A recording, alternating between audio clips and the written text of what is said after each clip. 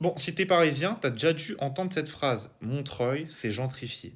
Mais quand même, pendant que certains cultivent des tomates bio sur leur toit, on en a encore certains qui luttent pour avoir un logement digne. Donc on va se demander comment est-ce qu'une ville populaire comme Montreuil a su se réinventer au niveau de son identité grâce à la nature, la culture, mais surtout la lutte sociale.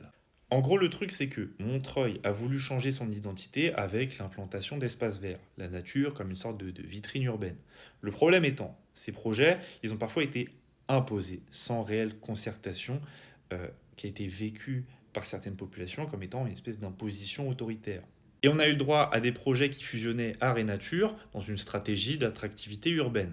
Mais sauf que ça montrait qu'il y a un conflit latent entre cette nouvelle esthétique qui mélange art et nature et tout l'héritage ouvrier des fêtes populaires, des luttes sociales, mais surtout des lieux de mémoire. Là où Montreuil, dans le passé, c'était une ville ouvrière, militante et solidaire, aujourd'hui, on a un Montreuil gentrifié avec une recomposition identitaire à travers des initiatives écologiques, artistiques et citoyennes. Mais ça a pour conséquence une transformation des quartiers, une montée des loyers et un sentiment d'exclusion pour les populations ouvrières qui étaient initialement là.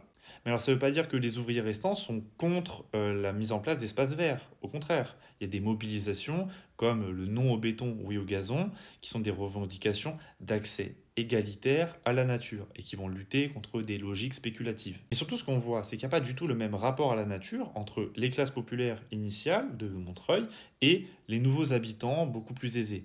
Les classes populaires, eux, vont plus voir la nature comme un espace de vie. Là où on fait du jardinage, on se détend, un lieu de sociabilité.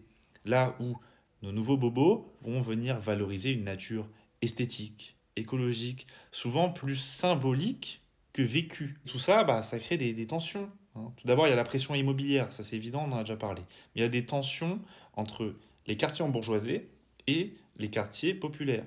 Tout ça, ça vient s'agrémenter d'une contestation par des collectifs qui vont venir réclamer un pouvoir plus terre à terre, plus direct du citoyen sur l'espace public. Parce qu'en fait, le problème, c'est qu'au niveau des élus, il y a une perception du pouvoir qui est plus perçue comme étant technocratique que réellement démocratique.